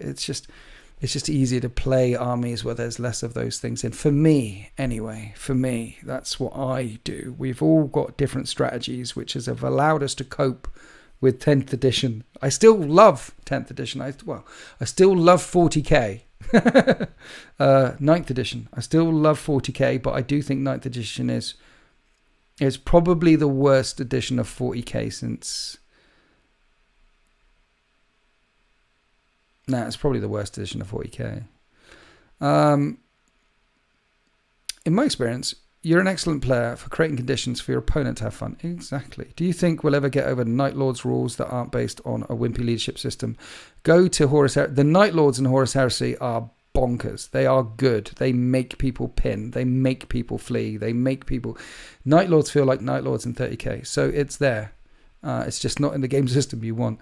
War Thunder in a pink dressing gown and nightcap holding a mug of coffee. It sounds delightful. 8th edition was lovely. What is your experience with Crusade for narrative gameplay? Do you have any idea for an RPG like 40k? My experience with Crusade for narrative play is 0. I have not played Crusade for narrative gameplay. I know lots of people who have and have spoken to me about it. And I know there's some people who really enjoyed it. Crusade, Games Workshop have said that they were of the opinion that people would get a Crusade and then they'd play that Crusade throughout the year or 6 months or blah, blah. But that's not how us gamers want to play. We want to get the Crusade system. We want to finish that Crusade system in 2 or 3 months. We want to finish that Nephilim or whatever the crap it is. We want to get that done and really enjoy it and then move on to the other Crusade and then move on to another Crusade. If you want to play Crusades, that's what you want to do. So the Crusade system is, would you like some more rules on top of your rules? And there's a lot more rules on top of already. You've got the core rules, then you've got the codex rules, then you've got all the interactions, and then you've got the Crusade system on top of that. The Crusade system, what would I do? Do you have an idea for an RPG like 40k? Well, there is an RPG like 40k. It's called Inquisitor, so you can play the RPG. And what I do with many of the campaigns that I've filmed and I've released is I simplify the win-loss conditions for each game in that campaign, because it's not about the win or the loss. It's about the story. I make the win or loss conditions conditional on the campaign itself. Like on this particular game, the sergeant, the hero, the captain needs to do this. In this particular campaign, this army is flooding through and this is happening and this is happening. Many of the I used to have in nearly all the campaigns that I did legacy effects. So this happened in this mission, therefore this in the other mission. And then this happens in the other mission, therefore this happens in this mission. I used to have a lot of them, and Crusade is full of them. In all of the campaigns that I did in the last year or so, the last two, let's mention the last two. So the Bell Tolls and the Silver Cage are both available for channel members now, and they're not conditional on the battle that came before, because what you're trying to do with a Crusade, what you're trying to do with a story is tell a story. And here's the story of Garviel Loken. and he's up against all these 1,000 suns. And I don't care if I was consuming that, and I'm consuming those battle reports, I wouldn't care as a viewer whether Garvel Loken wins or dies. Wins or loses. I would care if he dies, because I love Loken. And he's doing a 1,000 Suns campaign. And what is he doing in 40k anyway? Maybe he lives and he comes into the future and there's a time thing and blah, blah, blah. And that'd be great. And suddenly we get Garvel Loken in 40k turn up with Horus Reborn. And there's a campaign and someone's presented it on the YouTubes and I'm watching it on the tubes and I love it. I don't care whether Garvel Loken wins or loses the campaign. What I'm watching it for is to see what happens. Does he have a terrible time? Does he have a good time? Does it go glorious at the start and then fall away at the end and then there's a twist and then he has to get out of there and escape and that's the end? The end is he went really well and then there was a horrible thing, then there was a twist and he barely escapes with his life. If that's the story that the person wants to tell, then that's the story and I'm in on it. So as far as campaigns go, lingering effects are a thing that you can do, but they're not a condition on making a campaign awesome. A campaign, a crusade system, a narrative system can be more awesome without any lingering effects at all. You're not going in it. If you're playing a campaign with your friends, it's not RPG. You're not going in it to level up your cleric to level 12 and get a really powerful book. And if you are going in it in 40k to level up your cleric to get to level 12 and get a really powerful book, then you're a unique, then there's obviously everyone likes different things. Then there are some people like that with you. But again, most of the crusade peoples that I talk to, they're not doing it to get their cleric to level 12 and get the magic book. They're doing it to play a crusade with their friends and do the story and see what happens along the way. Leveling up is not a condition, and lingering effects are not a condition of having a good campaign. A good campaign and a good story arc and good settings, and that is what you need. You can add anything you want on top of that: lingering effects, leveling up, stratagems, zero gravity. You can add whatever you want on top of the base, but the foundation must be solid to begin with, which gets me back to another pain in the ass thing that I have about the crusade system. Is I remember when Games Workshop sent through the very first crusade book, and I think it was Warzone Nephilim, Prior Nexus, I think it was. The first time they sent me through one of those crusade books, wherever one is right now, was Pariah Nexus. And there's a null zone, there's a Pariah Nexus in 40k. I grabbed that book, I ripped it off, and it had 2 pages of narrative. 2 pages of narrative. The other 100 pages in the narrative crusade book were missions and leveling up and lingering effects and missions. And I was like, what the feck? This is 6 months into 9th edition, or 3 months into, it's shortly on the journey into 9th edition. And they said, narrative is crusade. And I was dying to get my hands on the first, okay, this is coming. This is the first crusade. Bam, let's read it. Let's see what the impact is of this narrative thing in the war. And nothing. 2 pages. 2 pages. How could they miss their narrative market that much? We're talking narrative. I am a narrative player at my heart. I much prefer the narrative casual side of things to the competitive side of things. I think I've given that away enough.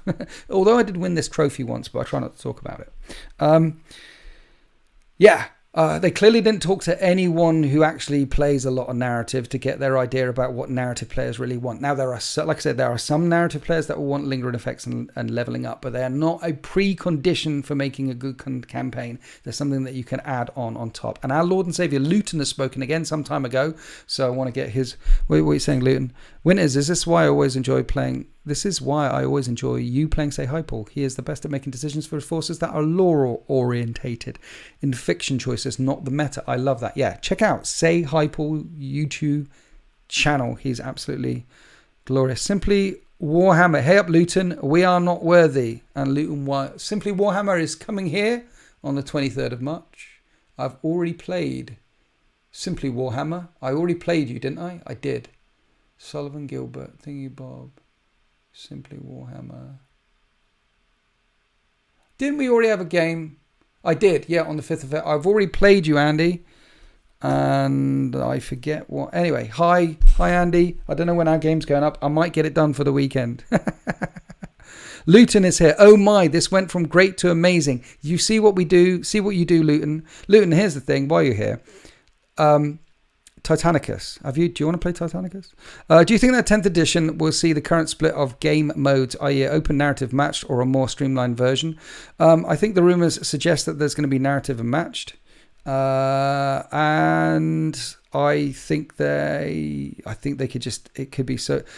In the main rule book, they could say there are many ways to play narrative. You can play it this way, this way, this way. And on page such, go to the attack, defend.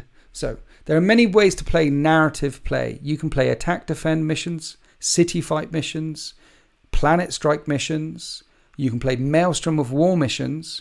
You can make up your own narrative, and you can play crusade. For information on crusade, go to this page. For information on this, go to this. And you turn over the next one, and it says attack, defend missions. These are going to be unequal missions. And here's a couple of attack defend. Then there could be city fight missions. Here's a couple of strats that we use in city fights for plunging fire and from dug in positions. And here's a couple of missions for city fights. Maelstrom of War. Here's another. And they should release, like they released the... God damn it. They released like the Pariah Nexus. One of those books. Where are one of those horrible little horrible little match play buggery books? I've got one. Those books. The last one was Arcs of Omen or something. They release that every 6 months for competitive play. Why isn't there a narrative play book supplement that comes out, say, 12 months, 18 months into the cycle, and it's like narrative play, boom. And in the book, it's got updated ways to play. Hey, we've had a look at the planet strikes. We've had a look at the city fight. We've had a look at this. And it's not a city fight book, because that's another thing they did back in 6th and 7th edition. They release a book, and it's city fight. And it's a whole book on how to fight in cities. And it's only got 6 missions in it, and it's only got like 2 pages of rules. You didn't need it all. And what they really used it for was to release new scenery. What they could do is they could have a narrative crusade book that they release. And in it is city fight, defend, attack, hold the line missions, planet strike missions. Apocalypse should be a narrative way to play. And it's a chunk of different. They could release it every 6 months like they do, but I think the competitive every 6 months cycle release is too much. Anyway, there's lots of things they could do so that they could make it more clear that there are many different ways to play. I don't know. I don't know the trophy. Oh, the trophy. It's over there. It's over there. I don't try not to mention it very much, but I once went to a tournament. And fought lots of legends at this legends tournament. People who are tournament professionals and are in teams for their countries. And I won. Because 40k is really easy, right? It's easy. Just all you do is you've got to nudge the dice right so you get more 6s and 1s when you want. And every now and then when you're picking up your miniatures, if there's a big melee going on and you're picking up your miniatures, you can snag the occasional enemy miniature as you do it. So like a ruckus of 10 against 8 and 4 of your guys die, and pull away one of theirs as well. And that's a good top tip there. It also is a good way of starting a brand new army. That's a way of starting a new army as well. There's other ways you can play as well. Like when you walk around the table, make sure you nudge their scenery in the wrong direction, and make sure when you lean on the table, lean in, you're pushing your scenery in the right direction. So grabbing miniatures, interfering with dice, moving scenery down. Oh yeah, you've got to talk when it's their turn. And tell them everything. Tell them about the plot from EastEnders last night. Tell them how much you like penguin biscuits and what is the best way to eat in a penguin biscuit. You talk. You do that. Don't give them a moment's thought, a moment's rest. It's like Psychological warfare. There's you just follow these simple steps and you too can get better at 40k as well. Remember when you measure from here to there, don't put the miniature put the miniature past the tape measure every single time. That's another thing to do as well. Oh, also when you play against your opponent, make sure you don't bring any rules books with you or codexes. Just, I know how to play this army. That's an AP2, that's an AP3. I've got a stratagem. It's only 1 point and it means I can fall back, shoot and charge. You like that? Oh, you haven't seen it on a battle report? Oh, it's because... Who do you watch? Winters, he's shit. He wouldn't know anyway. You want to watch Tabletop Tactics or Tabletop Titans or someone proper professional like Tabletop Tactics or Tabletop Titans. Don't watch that Winters fella. He has no idea what he's on about. So yeah, anyway, top tips of winning games of 40k with Winters. 40k Winters Gate. What? Would you ever run a narrative campaign that spans every game system? No. It sounds like a lot of work. Now I do understand this. Another half inch in your movement always helps. Another half inch in movement always helps. You're right, Dorian. As I've always said, you only need 3 inches for a good pile in. Go full Deathwing again and you can win again. Well, you see, the thing about the Deathwing list that won that tournament is no one had ever won a tournament with Deathwing before and everyone said they were shit.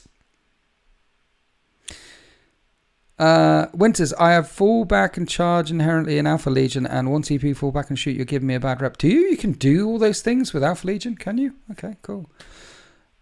Luton, Winters and Alpha Busa are the reasons why I got into this amazing universe of 40k and I don't paint or own any armies. Well, welcome Nut Milaglau. Alpha Busa is an absolute goddamn legend.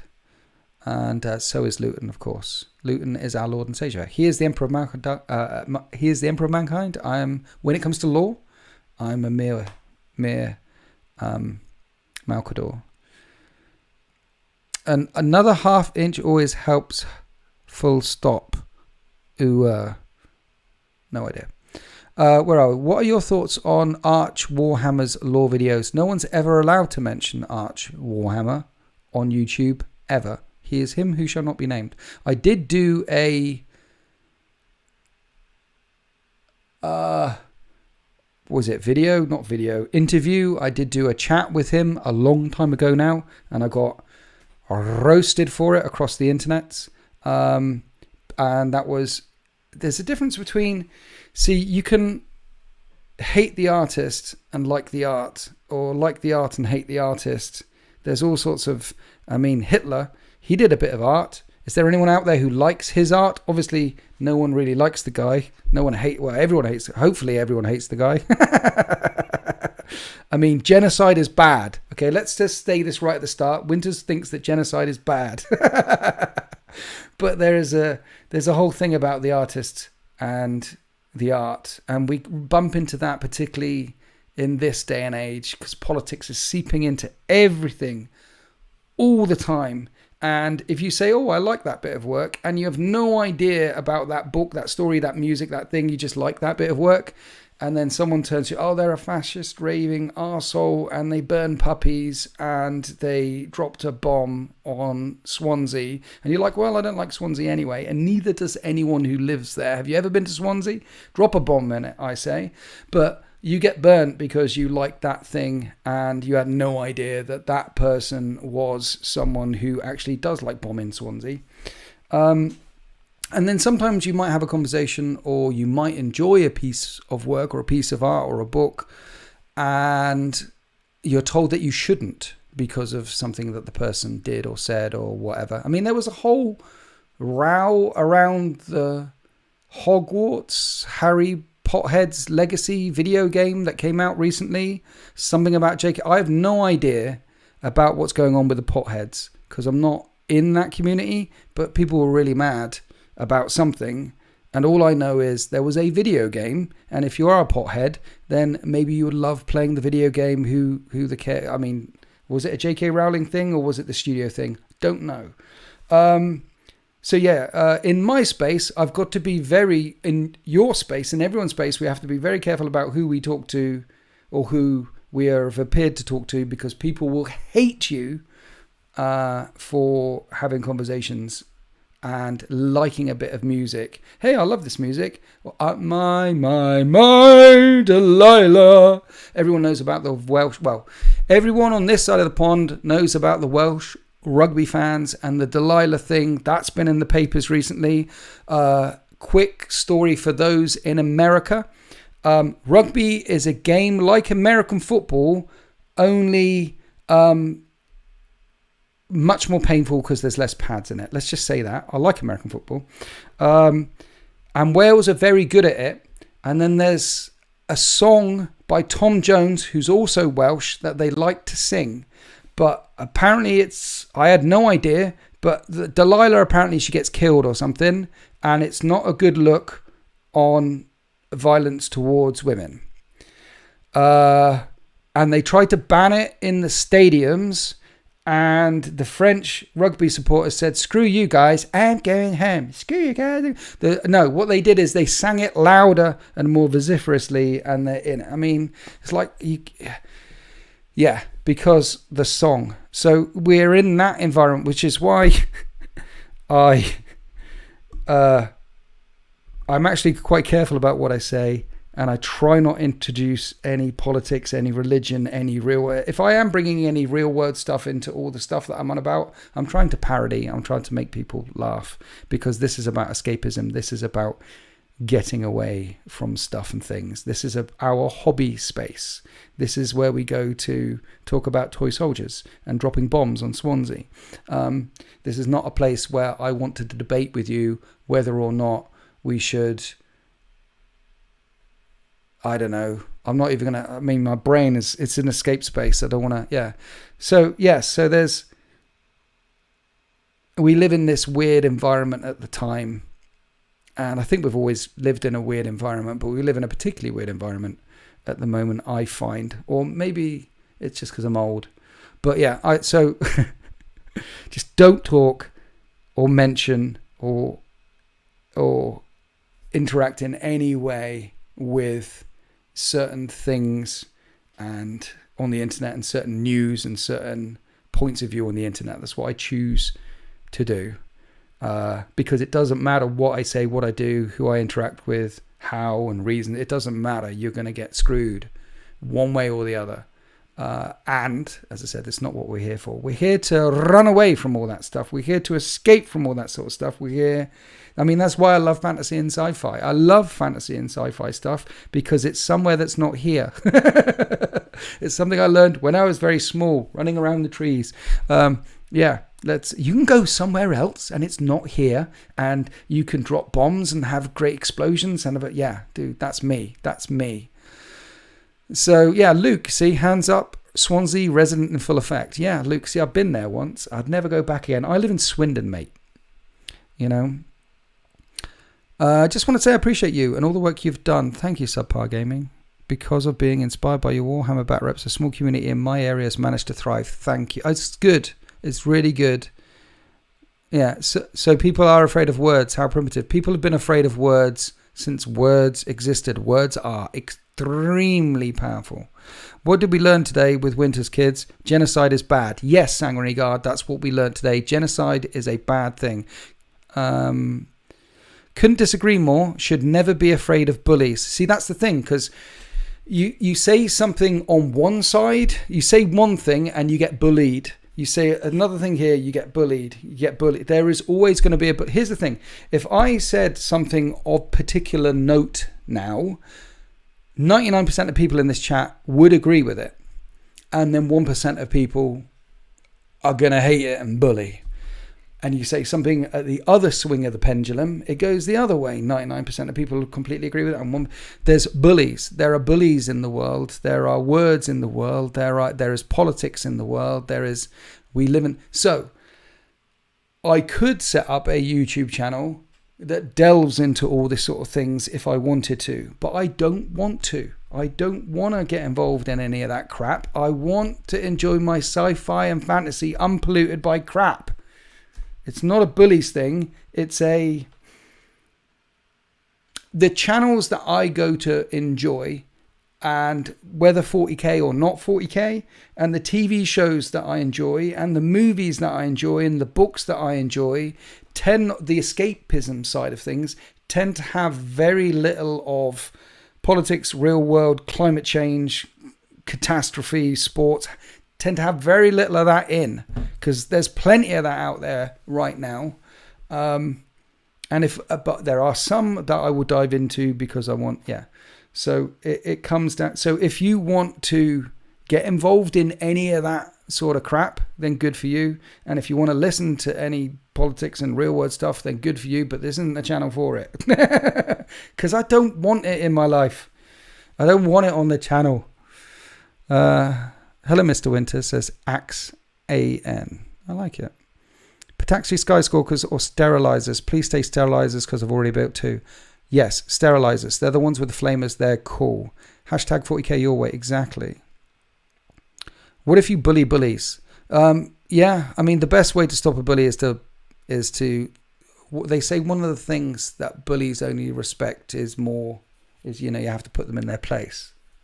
At the age of 49, one of the things that I've discovered is that works sometimes.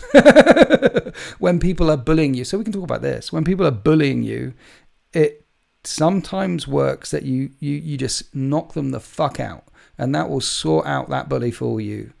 But sometimes it doesn't. There are other types of bullies. There are some people that just want to watch the world burn.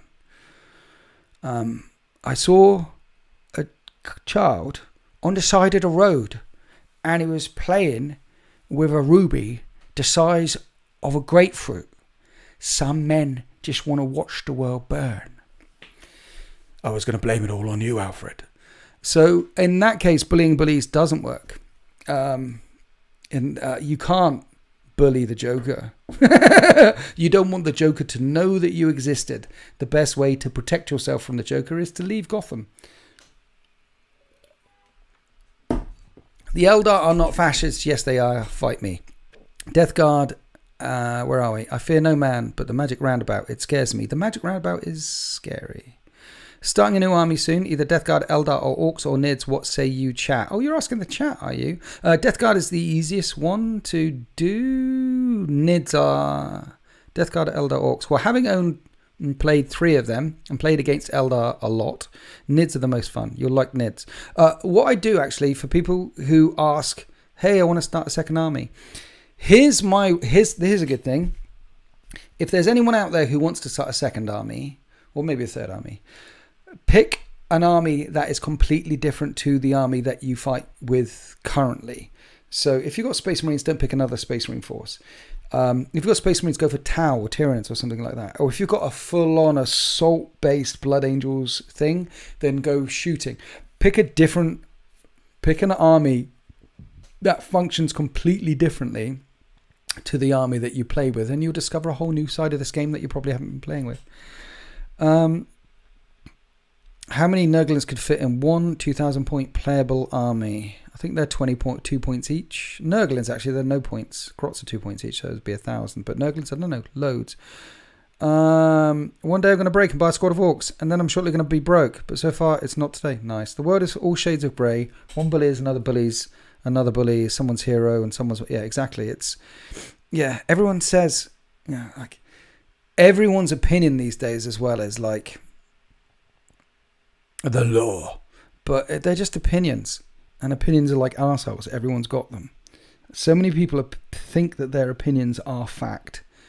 And when they're not, they're just opinions. And the landscape changes. It doesn't matter whether you have an opinion that says this way or this way. Your opinion could be 100% right this day, and then in a year's time it could be 100% wrong because the landscape around you has changed. Like you could have an opinion like I believe that I believe that this house will never fall to the sea. The sea is over there. We're good. The house is never going to fall to the sea. Then in a year's time, there's a tsunami. A house falls to the sea, or the levee which kept the sea at bay, like in New Orleans and like in where's that other place? Amsterdam, Holland, and the levee cracks and suddenly the sea is by the landscape around you change. That's the most dramatic way of saying it. But not only are opinions flexible, and many of them seem to be based on fact, but they're not. But the landscape on which your facts are built changes. Orcs and Ultramarines different enough. Lol. Yes, Bobby Hopper. Yes. Orcs and Ultramarines, thank you for your donation again. You legend. Orcs and Ultramarines are different enough. Your next army, though, if you want to go somewhere else, should be Tyranids or Tau or something with loads of Psykers in, which are not Grey Knights. So I'll go Tyranids. Is the Emperor Chaos God? No. YouTube's telling me Win Minute Winnie's has finished his Warlord Titan. I've now even more things to watch. Nice. It's only taken him a year. What a Midwinter Minis. That tells you just how long it takes to do a Warlord Titan, right? How about Black Templars and Death Guard? What do you mean? What, for a new army? Black Templars and Death Guard. If you've already got Space Marines, don't go Black Templars. What do you think happened to the Unifier Mechanicus branch who were building the human sections of the Webway? Will we ever hear from them again? I think 99.9999999% of anyone who was involved in the Webway died during the Horus Heresy, so I don't think we'll see them again. Got Tau and Necrons already, have you? Okay. All about the context in it. Yes. Right. Today, I was answering some hard questions and I almost answered some politics stuff. With all due respect to the 13th, the Smurfs lore is somewhat boring to me when it comes to Space Marine chapters. Yeah. The Ultramarines lore is not the same as the 13th's. My Space Marine chapter, known as the 13th, are the remnants of the 13th founding chapters, which is the Cursed Founding, which is 3,600, M3600. They're the only founding of which the Adeptus Terra does not have any gene seed samples for. It happened during Van Deer's Reign of Blood. So the Horus Heresy being the most significant thing to happen to, well, there's the War of the Beast and a bunch. The next bloodiest encounter that left the galaxy in flames after the Horus Heresy was War of the Beast. There's a bunch of others. But the next biggest thing is the Age of Blood, Van Deer's Age of Blood, and anyway, you can read all about that. During all of that, there was a founding, and during that founding, all the Space Marines allegedly got wiped out. Mine are the remnants, the bits and pieces from lots of different chapters left over from the 13th founding. Most of them being Ultramarine successors, because 50% of all the Marines in the galaxy right now are Ultramarine successors. And some of the camo symbols that you see on their shoulders or backpacks or heads are honor markings that represent some of the colors that were worn on that armor back in the day, back during the 13th founding. But now, over time, as they became a more unique fighting force, they painted their armor blue and helmets white, because most of them had blue. Because the blue and white is how the Ultramarines represent themselves as veterans, because back then the ones who would have survived would have mainly been veterans, because all the ones who aren't veterans are dead, right, during the 13th founding. So they did that to signify to other Space Marines that they are of veteran status. There are no chapter symbols anywhere on purpose, because they comprised of many different chapters, and they've got the camo bits here or there which signify some of the colors that were on underneath as well. So it's 13th founding, not 13th Legion. Richard, thank you for your donation. I really appreciate it. No comment. He just dropped me a $5. Richard, you're a boss. What you happen? Where are we? Hey Winters, was great to see you at King in the North. Will we see you roll out your Knights anytime soon for a fight? Yeah, Knights is another one of those that I haven't filmed since getting the new codex, because it was the starter army Knights. Hey, buy 4 models, you can play, go for it. And now look at it, it's just who is allowed to have the assassins? Anyone is allowed to have assassins who is Imperium, and they become there's a key word. They become that, and then you can stick them in. I've listened to the 13th Founding background a few times, and yet it's always great. Thanks, Winters. So you're saying they're a bit like Bluethim Deathwatch? No, Deathwatch live in these fortress monasteries and have specific roles to play. Mine are a whole fleet-based chapter that are floating around the galaxy. I've done a number of story times on them.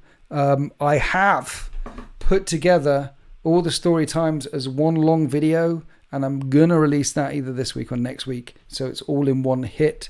So in the future, when people ask me questions, I can say, go back and look at that storytime video. Hi, Winters. Is there anything we can do to break or move away from hard meta? For example, in my experience, Tower Crisis suits are being crucial to have even a chance to win the match. Probably not this late into the edition. Hang around. June the 23rd is my best guess at 10th edition. So if you wait 3 months, the meta is going to shift. Where is the 13th background stuff? YouTube or DZTV? YouTube. There is a playlist video called Storytime Playlist Videos. So it's going to be coming out of there. Agents of the Imperium. That's it. If you're in Imperium, you can add an assassin to him. Gains the Agents of the Imperium keyword. Jobs are good. Is it wrong of me to want my Grey Knights to be Primaricified for aesthetic reasons, even if I know it's not yet lore accurate? No, I don't think it's wrong of you, and I think it's just a matter of time before the Grey Knights become Primaricified. I mean, making a Marine there's 19 bits of ingredients that you pour into the human body to turn them into a Space Marine. 19 ingredients. And to become a Primaris Marine, there's 22 ingredients. You just add 3 more. That's essentially what it is. Belisarius Cawl did not invent the iPhone, did not invent something from scratch, did not Henry Ford it, did not Michelangelo did it. The Emperor Henry Ford did it, Michelangelo did it. He's the guy that made the template, and it took someone a very, very, very long time to add just simply 3 ingredients to that perfect mix. But he also had the thing from, again, it's the gene seed unlock key. There's a key to unlocking the gene seed. It's got a name to it. It's in Sons of the Solana, and that's where Sharukin, I think Sharukin is the guy who ends up with it. But the key to unlock the thing that does the thing, he needed that first. Yeah.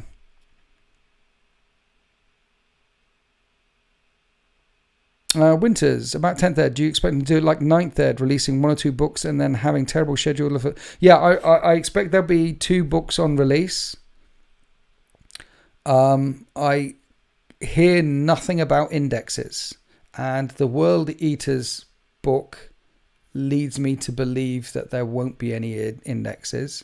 So I imagine there'll be a couple of books and then a terrible release schedule for the rest, as you've said. Terrible release schedule for the rest, yes. I hope they don't do that, even though that this book will only have 4 months worth of use. I think they should index it, which means this book will only have 4 months worth of use. Bring it all out in one hit. Who's your favourite Primarch? Least favourite Primarch from a lore perspective, and why? Favourite Primarch is probably Valdor. Least favourite Primarch is probably Angron or Lorgar. I mean, Lorgar, you kind of need him. He's an absolute arsehole, and I really dislike him, but he didn't fail like Angron did. Is there some lore that states Primaris are less affected by the warp? No. So maybe the Primaris gene seed lore buggers up the Grey Knight? No. Why would it? The Grey Knight, why would a Primaris gene seed? Look, there is no Primaris gene seed. There is an Ultramarines gene seed. There is a Blood Angels gene seed. There is a name chapter here gene seed. That's the gene seed. The transformation process into a Space Marine has 19 biological things that happen to your body. One of them is the gene seed here. So the 18 other ones, like a multi-lung, second heart, fused carapace, those other things, 18 things, other things other than the gene seed. What Belisarius Cawl did was invent 3 more and managed to keep the subjects alive. It has 0 effect on the gene seed whatsoever. Do you think Raven Guard are let down by a lack of stories and heresy? There's a number of chapters that didn't. I mean, Iron Warriors probably got the worst deal in the heresy, I think. And Night Lords don't get a good showing either. Raven Guard actually get a bit of a showing, at least, with Deliverance Lost and a couple of other books there. But the Night Lords, I mean, we hear about the Thramas Crusade secondhand most of the time. I'm not sure the Night Lords actually got a single whole standalone book, did they? At least the Iron Warriors did with Angel Exterminatus. But what makes them less susceptible to chaos? There is nothing. Do you think Primaris are not more or less susceptible to chaos? It doesn't work that way. Do you know how many Warhammer novel books you read, even roughly? Do you know how many? How many have I read? Most is the answer. Hard question. Is Chaplain Snow really dead? Forever lost. He's dead. The Primaris existence doesn't make sense. I will always hate them. Don't be a hater, Jonathan Kell. Be a lover. Be a lover, not a hater. What do you mean doesn't... It wasn't launched in the best way and it wasn't explained the best way, but it will be. Over time, the move from OG to Primaris will be smoother as we go on. I wish they didn't have the law change. I think they should have just released them as true scale Marines and they would have sold them like hotcakes. Anyway, they didn't need the law change. It just complicates things, but they'll sort it out. It'll be smoother in the long run. Do you buy the theory around Tyranids stemming from one of the Necron star gods, or do you have your own theory on their origins? All the theories are just thoughts that no one knows, so I don't have any theories on it, and I've heard many theories on it. There are already hobbyists that are joining now that will never really fully know about Firstborn. They will only know... there was a survey that Mini Wargaming did recently, I think it was about 6 months ago, and they asked, how long have you been in the hobby? And they had 37,000 respondents, and over a third of them had been in the hobby for less than a year. So I'm assuming right now in the chat and on the tubes and thing, 1 in 3 people have no idea about all the stuff. And that number is going to grow and grow and grow and grow. You think the Nids are running away from something bigger? Maybe. Maybe the Nids are the bigger thing. Maybe they're not consuming this galaxy. Maybe they're consuming thousands of galaxies right now. Here's a thought, the hobo. You ready for this? Imagine when we look out into space and see all the galaxies out there, the infinite cosmos. Imagine if every single galaxy that existed apart from the Milky Way has already been wiped out and we're the last galaxy left. Imagine if the Tyranids are that big. Imagine if they're spread that far, that fast. Imagine that they're there. Imagine if it's that vast. Imagine in 40k lore the true heat death of the universe is brought about by biological matter just killing everything. So, the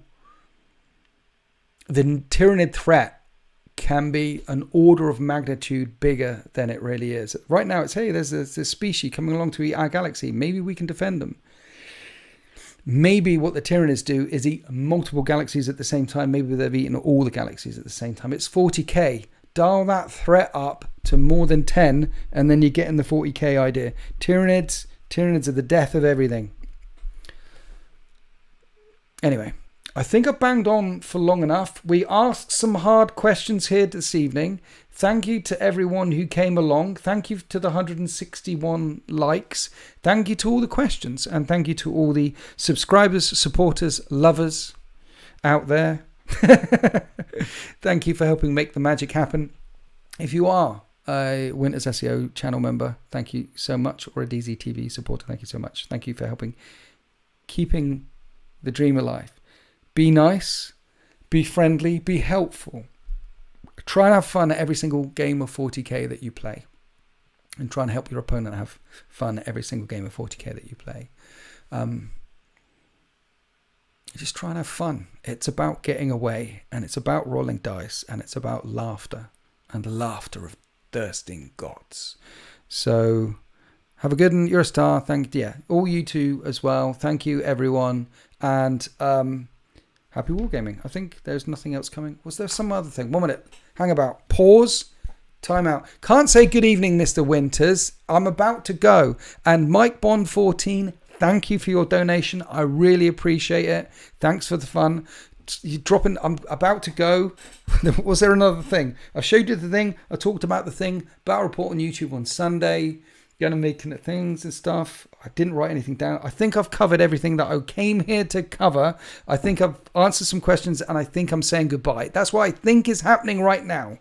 So I think I'm going to follow through on the goodbyes, but I've never been good at doing the goodbye. Are you good at goodbyes? I'm not good at goodbyes, but I'm saying goodbye.